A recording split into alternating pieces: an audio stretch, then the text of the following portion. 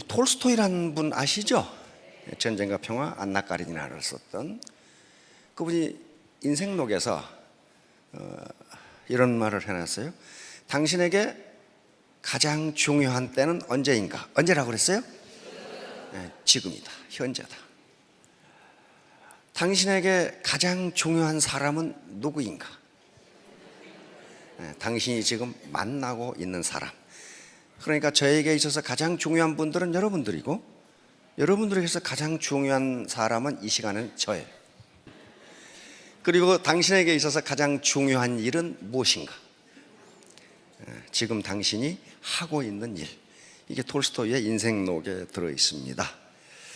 그러면서 자기가, 톨스토이가 그 책을 쓰면서 내가 내 인생을 완전히 망라해 놓은 게 이 책이다.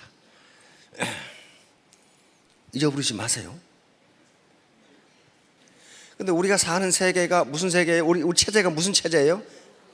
자본주의? 자본주의? 시장경제. 그러니까 현재 내 삶이 불만족스럽다면 뭐가 부족해요? 자본이 부족하구나. 자본이 부족하면요, 죽었다가 까무러치는 수가 있어도 잘 살지 못해요. 왜? 자본주의 시장경제잖아요. 자본이 생산을 한다고, 자본이. 그러니까 내 봉급이 적다, 내 소득이 적다, 내 일이 안 된다, 이 삶이 이 모양이냐? 그것은 자본 부족이에요. 자본 부족. 그러면 이제 문제는 이거예요. 뭐가 자본이냐? 그렇죠. 뭐가 자본이냐? 자, 옛날에 농경시대에는 뭘 가지면 부자였습니까? 땅이야, 땅. 그때 땅이 자본이에요. 그 다음에 산업화 시대에는 누가 부자였어요? 네? 네, 그때부터 헷갈리기 시작하는 거죠. 네, 그때부터 자본을 가진 사람이 부자예요. 이때 자본은 돈을 자본이라고 하지 않습니다. 공장, 기계, 설비, 건물, 이게 다 자본이에요. 지금도 자본을 가지면 부자예요. 서울 강남에 상가, 5층짜리 상가가 있다. 이게 뭐예요? 자본이에요. 그 자본은 자본주의 시장 경제에서 생산성을 발휘합니다. 건물이 생산성을 발휘해서 나한테 아무 일을 안 터라도 소득을 갖다 줘요. 그 자본은 크리스마스 날도 안 쉬고 일요일 날도 안 쉬어요. 1년 365일 생산 활동을 해요. 그게 자본이에요. 근데 가장 중요한 것은 이제 인적 자본인데, 다행히 우리나라는 굉장히 빠른 속도로 세계의 역사의 흐름과 같이 하고 있어요. 지식정보화 시대로 들어가 버렸어요. 지식정보화 시대라는 것은 지식과 정보가 무엇이 되는 것이다? 생산 요소, 돈이 되는 것이다. 공장 아무리 큰 것 가지고 있어도 안 된다 이거야. 이제 안 돼. 지식과 정보가 들어가지 않으면 돈이 안 된다 이거야. 그게 지식정보화 시대예요. 지금 우리가 그 시대를 살고 있는 게 다행히 그런데 애터미 정보라는 걸 알았다고요. 정보는 공짜가 아닙니다. 네버, 절대로 공짜가 아니에요. 근데 이 사회, 다음 사회, 지식정보화 사회에서 지금 우리는 어떤 사회로 가고 있냐면은 미래학자들이 드림 소사이어티, 꿈의 사회로 가고 있다고 그럽니다. 드림 소사이어티에서 가장 중요한 게 뭐냐면은 이미지예요. 당신의 매력이라고. 매력이 가장 중요한 생산자원이에요. 뭐라고 그랬어요? 매력. 이 양반요, 노벨상 받은 분이에요. 노벨 경제학상을 받았는데 전공은 심리학이에요. 심리학자로서 인간이 의사결정을 어떻게 하는가를 연구해서 노벨상을 받았어요. 자, 섬김 리더십. 이게 이제 매력의 기본이에요. 처음 오신 분이나 또는 얼마 됐더라도 리더십이라는 말이 굉장히 생소할 수가 있어요. 내가 무슨 리더인가? 내가 누구를 끌고 가지? 그런데 모든 인간은 근본적으로 리더입니다. 그리고 애터미 사업자 각각은 전부 리더가 되지 않으면요, 성공 못해요. 지금까지 산업화 시대까지 리더십은 권위주의적 리더십이었어요. 리더가 폴로미, 나를 따르라, 너 그렇게 해, 너 왜 그렇게 하냐, 이렇게 했어요. 근데 그 리더십이 나쁜 게 아니에요. 아니야. 그 시대에 맞아. 그것이 중우장대한 대량 생산 시대에는 컨베이어 시스템으로 일렬 횡대로 씌워놓고 기계적으로 일을 해야 생산성이 높아. 그런데 지금 지식정보화 시대에는 그렇게 일해가지고는 물건이 한 개도 안 팔려. 안 팔려. 개성의 시대가 온 거예요. 개성의 시대가. 이때 가장 필요한 게 섬김 리더십이에요. 서번트 리더십이라고 하는데, 리더가 권위주의적으로 지시하고 명령하고 나를 따르라 하는 것이 아니라 같이 갑시다. 어떻게 할까요? 이거란 말이에요. 그러면 이 섬김 리더십은요, 그러니까 파트너를 어떻게 섬기고 지원하고 후원해 주란 말이에요. 그렇게 한 게 섬김 리더십이에요. 자, 그러면 이 사람이 서번트 리더십이라는 책을 저술한 거야. 그런데 이 사람이 어디서 그 아이디어를 얻었느냐? 요 헤르만 헤세의 소설을 읽고 서번트 리더십이라는 걸 아이디어를 번쩍하고 얻었어.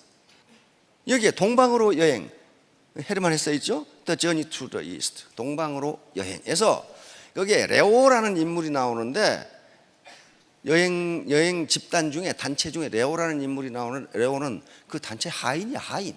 쑥 동방으로 그 무리가 가는데 어느 날 갑자기 레오가 없어졌어. 없어졌는데 없어진 뒤부터 조직이 아주 엉망진창이야. 일이 되는 일이 없어. 되는 일이 없어. 그때서 그러고 결국 해체됐어. 동방으로 여행을 못하고. 그래서 나중에 그 레오라는 사람이 어떤 사람인가 하고 한 사람이 찾아 나섰어. 몇 년 만에 찾았는데 자기들이 여행을 할 수 있도록 도와준 큰 교단의 리더야. 그 사람이 거기서 하인으로 허드렛 일을 하고 있었다고. 그러니까 그 사람은 겉에 나타나서 나를 따라 안 했지만은 그 전체를 이끌고 가는 리더였다. 그 말이에요. 거기서 아이디어를 얻은 거예요. 이 사람이. 아, 이제 앞으로 시대는 이렇게 돼야 된다. 근데 그 당시는 냉전이 한참 진행되고 기업 간에 치열한 경쟁이 진행되는 시기이기 때문에 별로 관심을 얻지 못했어. 근데 20년 후에 그 책이 나온 거예요. 모든 기업이 지금은 기업 워크숍에서 서번트 리더십을 토의 주제로 하고 있다. 그럼 왜 그 시대가 서번트 리더십에서 레오 같은 역할, 그게 중요한데 왜 그렇게 바뀌었을까? 20년 전에 그린리프가 얘기할 때는 아무도 말을 안 듣다가 20년 후에 갑자기 이거 봐라, 이거 해야 되겠네, 바뀌었을까? 시대가 바뀐 거예요. 시대가 1970년대 후반에는 그때만 하나도 산업화 시대예요. 그러나 미국 내부에서는 1970년대부터 지식정보화 시대로 가고 있었어요. 그래서 그린리프는 이걸 발표한 거예요. 그러나 기업은 아직 못 따라왔어. 그러다가 시대가 바뀐 거예요. 다시 말하면 지식정보화 시대가 되니까 컴퓨터와 인터넷 그리고 SNS의 발전으로 리더가 정보 독점을 못하게 돼. 다 알아. 그 사람 아는 건 나도 알아. 그 사람 아는 건 나도 알아. 그러니까 리더가 정보 독점을 못해. 정보 독점을 하는 자가 권력을 갖습니다. 부하들은 모르는데 나는 알아. 그럼 어때요? 그 리더의 말을 따르지 않을 수가 없어요. 그건 지금 다 알아. 자, 시대가 이렇게 되니까 리더가 나를 따르라 해가지고는 안 따른다. 그런 말이에요. 설득하지 않고는 안 따라간다는 거예요. 그래서 이 시대가 된 거예요, 이제. 자, 그러면 어떻게 섬기는데 그 사람이 리더냐 하는 거예요. 섬기는데. 이 세 가지 조건 때문에 그렇습니다. 섬기지만은 리더라는 역할을 하는 사람은 뭘 제시해야 된다고요? 비전을 제시해야 돼. 지금 우리는 뭘 해야 되냐? 이걸 제시하지 않고 어떻게 할까요? 그래, 열심히 해봐. 그 비전이 없잖아요. 이 섬기면서도 비전을 제시해 주는 역할을 하기 때문에 리더다. 그런 말이에요. 리더. 두 번째, 조정자. 사람이 모이면요, 가치관이 전부 달라.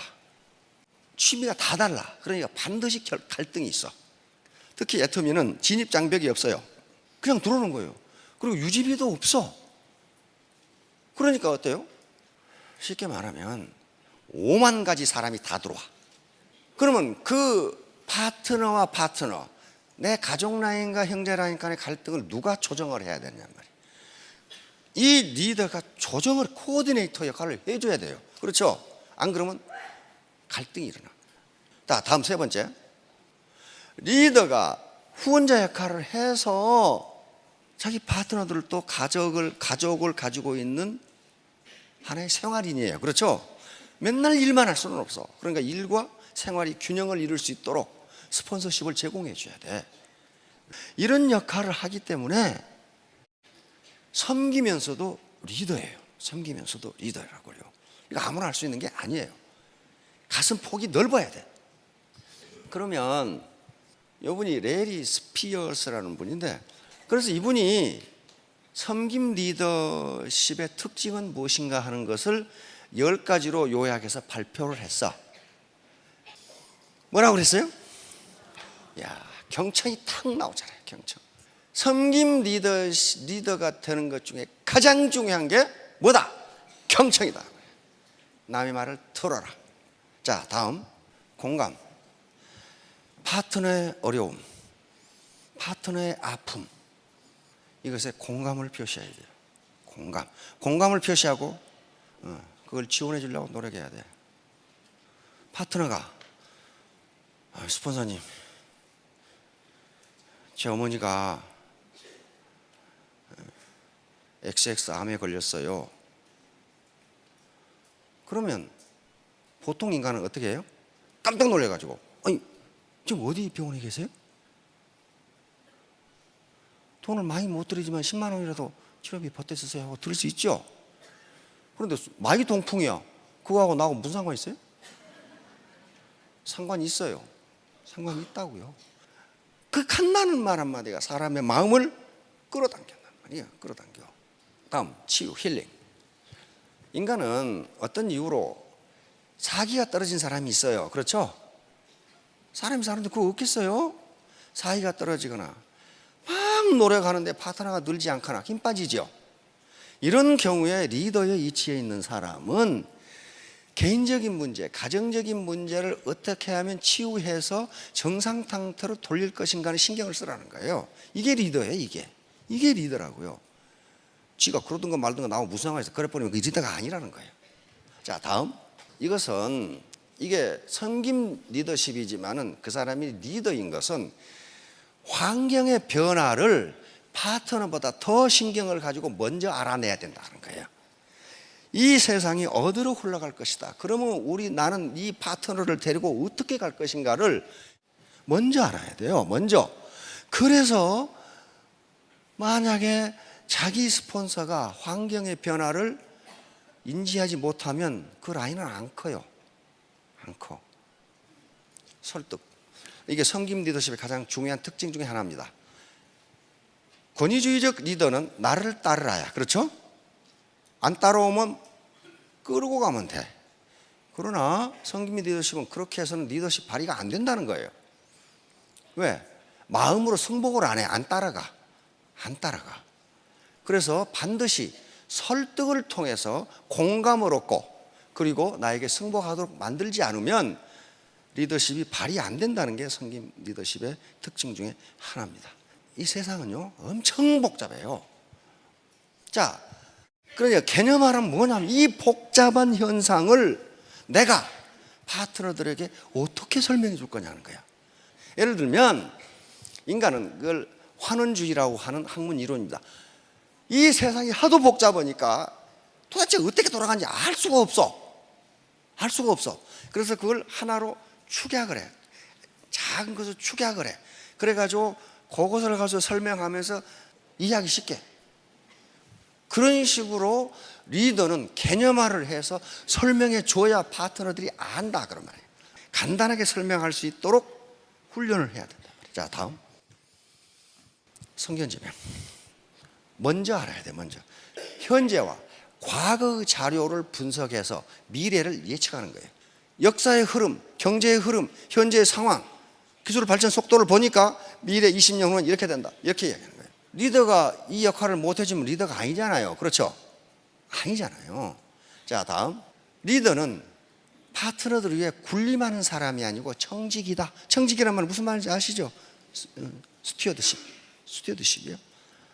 다시 말하면 재산 관리인이다 그런 말이에요. 내가 내 라인이 청직이다. 그러니까 내가 내 라인을 평소에 건전하게 관리하고 있다가 파트너들이 성공하고 사회에 더 큰 이익이 되도록 필요할 때는 언제나 그걸 갖다 쓴다. 그게 청직이에요.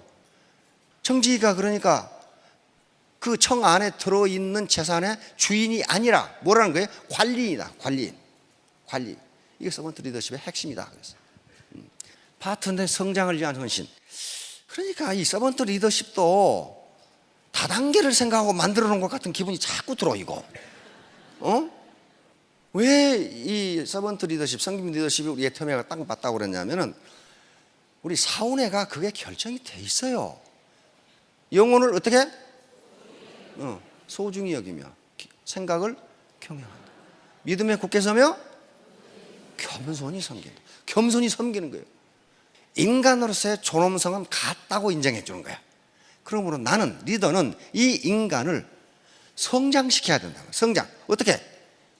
정신적으로 성장시켜주고. 여기 나와 있죠. 어떻게? 개인적 성장. 이 사람은 그러니까 이런 사람을 자기 개발, 자기 발전을 할 수 있도록 도와줘야 된다. 그 다음에 어떻게? 직업적으로 애터미 사업을 좀 더 잘하도록 애터미 사업의 본질과 핵심을 알려줘야 된다. 세 번째는 뭐예요? 정신적으로 안정이 될 수 있도록 지원해야 된다. 이게 파트너의 성장이에요. 랄프 왈도 에머슨이라는 미국의 철학자가 있습니다. 현재 미국의 정신을 만들어낸 사람이요. 그 사람이 뭐라고 했냐면 당신이 나를 끌어올리려면 당신이 나보다 높은 곳에 있어야 한다. 높은 곳에 여기서 내가 이렇게 끌어올려 줄 수 있다. 그 말이야. 그 말은 무슨 말이에요? 리더가 파트너들을 성장시키려면 누가 먼저 성장해 있어야 한다? 리더가 먼저. 이게 마지막이 공동체 형성. 무슨 말이냐면요, 옛날에 우리가 살 때는 한 마을에서 지역 공동체를 이루고 살았어요.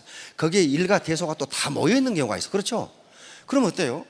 어느 집에 결혼식이 있다, 초상이 났다 그러면 온 동네가, 어떤 사람은 콩나물 삶아가고 어떤 사람은 뭐 삶아가고, 하나의 공동체로 마치 형제지간처럼 그렇게 살았어요. 그렇잖아요. 그런데 도시화가 진행되고 산업화가 진행되면서 이 지역 공동체가 깨져버렸어. 그러면 그 공동체를 친구로, 내 라인, 내 파트너, 내 센터, 내 팀을 마치 피를 나눈 형제처럼 만드는 그 역할을 누가 해줘야 된다? 리더가 해줘야 된다. 리더가. 그렇게 되면 사업에 성공하고 인생이 그렇게 고달프지가 않아요. 내가 어려웠을 때 누가 달려와요? 친구가 달려오잖아요. 친구가 아닌 놈 안 달려와. 친구가 아닌 놈 언제 달려오느냐? 내가 밥 살 때 달려와. 그러면 내가 어려움에 처했으면 그러면 어디 가버리고 없어. 그래서 그렇게 만들라는 게 공동체를 만들라는 거야. 그래야만 당신의 조직이 발전한다는 거예요. 그렇게 하시겠죠? 그렇게 하시겠죠? 어떻게 되자고요? 따뜻한 사람이 되자. 결론 하나입니다. 따뜻한 사람이 되자. 내가 따뜻하면 파트너들은 따라오게 돼 있어요. 아시겠죠? 예, 3년 후 5년 후에 모두 월천택 월천남이 되시기 바랍니다. 예, 감사합니다.